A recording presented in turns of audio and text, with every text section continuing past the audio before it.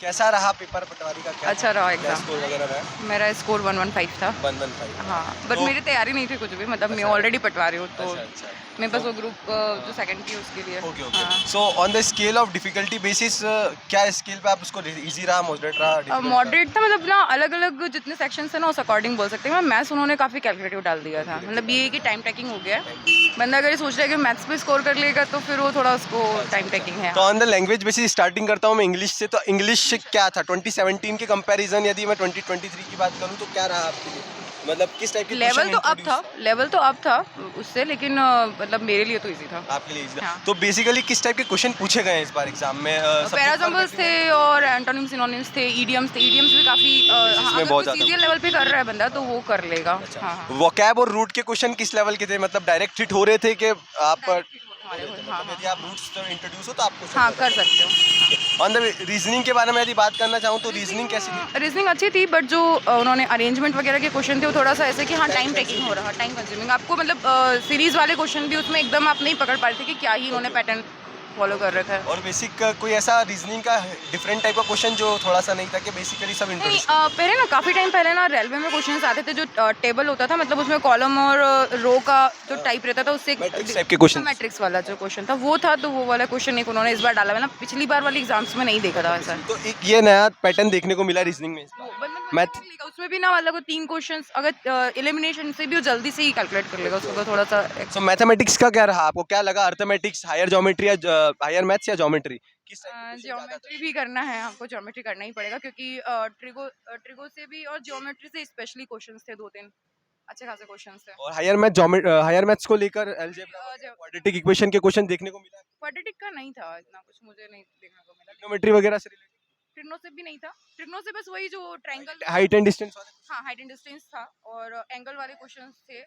हाँ, शेडो वाले क्वेश्चंस और ये तो सारे। बेसिक अर्थमेटिक्स क्वेश्चन में किससे ज्यादा से ज्यादा पूछा गया है? मतलब एवरेज? परसेंटेज सभी का 1-1 2-2 समझ लो आप। Average on the train sector. वाला भी क्वेश्चन थे और पोटेंशियल भी था। ये सभी उन्होंने डाल दिया ओके, मैक्सिमम। ओके। तो मतलब अर्थमेटिक का एवरेज बेसिक मतलब वेटेज ज्यादा रहा। हाँ, अर्थमेटिक का भी। और अगर हम एडवांस की बात करें तो एडवांस में ज्योमेट्री का सेक्शन अच्छे से कर लिया, मतलब ट्रायंगल से बेस्ट जितने भी क्वेश्चंस थे उन्होंने डाले हैं वो। मैनेजमेंट इस बार का सबसे चैलेंजिंग सब्जेक्ट साबित हो रहा है हर इंसान के लिए। तो मुझे लग रहा है शायद पीएचडी मांग रहे हैं वो बंदे की। पीएचडी मांग रहे हैं बंदे की, भाई मतलब कहाँ से पूछ रहे हैं कुछ समझ नहीं आ रहा है। मतलब जितना भी आप प्रिपेयर करके जा रहे हो, थोड़ा होता भी ना मैनेजमेंट में, हमको डेप्थ में पढ़ना होता है, उतना बंदे को पढ़ना है पहले क्वेश्चन को, उसके बाद में इतना टिपिकल लैंग्वेज, तो थोड़ा मुझे लगा कि उसका वैसे ही कि हाँ किसी ने उसमें एमबीए वगैरह कर रखा है या अच्छे डेप्थ में पढ़ रखा है, जिसका ग्रेजुएशन के तौर पे मैनेजमेंट रहा होगा तो उसके लिए पेपर में ज्यादा दिक्कत नहीं ज़्यादा सामने दिक्कत आई। नहीं होगी। तो बेसिकली किस टाइप के क्वेश्चन से सामना हुआ बच्चों का? डेफिनेशन डायरेक्ट क्वेश्चन थी, डेफिनेशन टाइप के क्वेश्चन थे? कुछ डेफिनेशन डायरेक्ट भी थे और कुछ थोड़ा सा जिसमें वो ट्रिकी टाइप के क्वेश्चन? tricky भी थे, हाँ वैसा। इसके बाद ठीक है। तो आप साइंस के बारे में क्या बोलना चाहेंगे? साइंस साइंस अच्छा था बिकॉज मेरा अच्छा रहा तो मेरे को इतना दिक्कत नहीं था वैसे। एमपीजीके वगैरह के क्वेश्चन पूछे गए? हाँ, एमपीजीके के क्वेश्चन भी थे, वो भी मतलब वैसा था कि डायरेक्ट टच कर सकते हो आप वैसे साइंस क्वेश्चन। के किस सेक्टर के क्वेश्चन ज्यादा है? हिस्ट्री वगैरह बोलो, साइंस? बायोलॉजी का क्वेश्चन, हाँ बायोलॉजी के क्वेश्चंस थे, मतलब जो हमारा मेडिसिन से रिलेटेड सारा एंटीबायोटिक्स वगैरह पर, लिम्फोसाइट्स से रिलेटेड क्वेश्चन। कंप्यूटर वगैरह के क्वेश्चन का कैसा था? कंप्यूटर अच्छा था। कंप्यूटर अच्छा था, बंदा अगर पढ़ रहा है तो मेरे को लगता है कि काफ़ी इंस्टीट्यूट अभी ना अपने नोट्स प्रोवाइड कर रहे हैं। मैं नाम नाम तो नहीं बोलना चाहूँगी, लेकिन आप मतलब अगर अच्छे से पढ़ ले रहे हो एक बार एमएस एक्सेल वगैरह और ये सारा एमएस ऑफिस भी कंप्लीट कर ले रहे हो और एप्लीकेशन सॉफ्टवेयर वगैरह और ये सारा एक बार ऊपर ऊपर से ही पढ़ ले रहे हो तो क्वेश्चन कर लोगे।